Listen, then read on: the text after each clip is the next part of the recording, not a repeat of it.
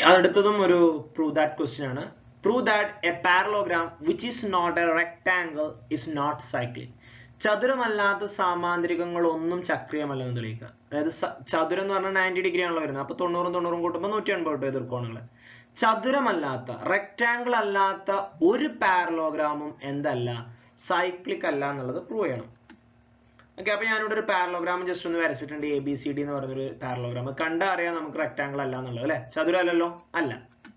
ഇനി if ABCD is cyclic, ABCD ഒരു ചക്രീയമായാൽ, ചക്രീയമല്ല എന്ന് തെളിയിക്കാനാണ്, പക്ഷെ ചക്രീയമാണെങ്കിൽ, ABCD ചക്രീയമാണെങ്കിൽ നമുക്ക് എന്ത് പറയാൻ പറ്റും? ഓപ്പോസിറ്റ് ആംഗിൾസ്, എതിർകോണുകൾ അനുപൂരകമാണ്.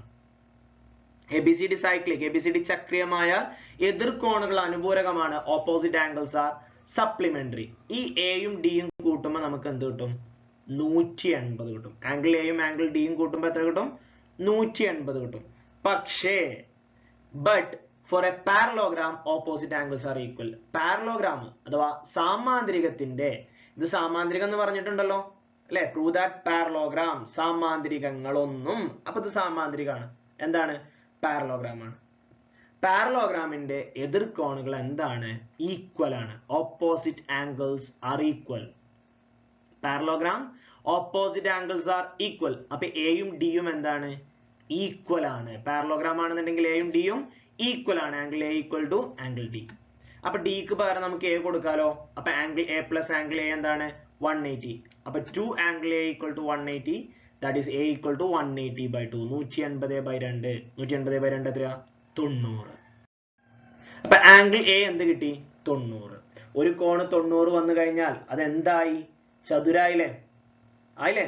അപ്പൊ ചതുരല്ലാത്ത സാമാന്ത്രികങ്ങളൊക്കെ ഇത് സൈക്ലിക് ആണോ? അല്ലല്ലോ.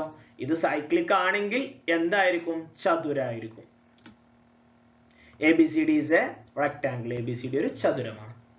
നമ്മളോട് പറഞ്ഞ ചതുരമല്ലാത്ത സാമാന്ത്രികങ്ങളാണ്. ക്വാഡ്രിലാറ്ററൽ അല്ല കേട്ടോ, സാമാന്ത്രികങ്ങളാണ്. അപ്പോ സാമാന്ത്രികങ്ങളുടെ എതിർകോണുകൾ തുല്യമാണ്. സൈക്ലിക് ആണെന്നുണ്ടെങ്കിൽ എതിർകോണുകൾ കൂട്ടിയാൽ നമുക്ക് 180 കിട്ടണം.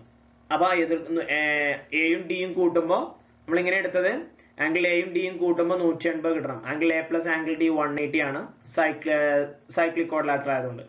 പക്ഷെ പാരലോഗ്രാം ആയതുകൊണ്ട് എയും ഡിയും എന്തായിരിക്കും? ഈക്വൽ ആയിരിക്കും. അപ്പൊ എയും ഡിയും കൂട്ടുമ്പോൾ 180 കിട്ടണമെന്നുണ്ടെങ്കിൽ എയും ഡിയും എത്ര വരണം? 90 വരണം, 90 വരണം. രണ്ട് എതിർകോണുകൾ 90 വന്നു കഴിഞ്ഞാൽ ഇറ്റ്സ് എ റെക്ടാംഗിൾ, അതൊരു ചതുരമാണ്. Parallelogram which is not a rectangle is not cyclic.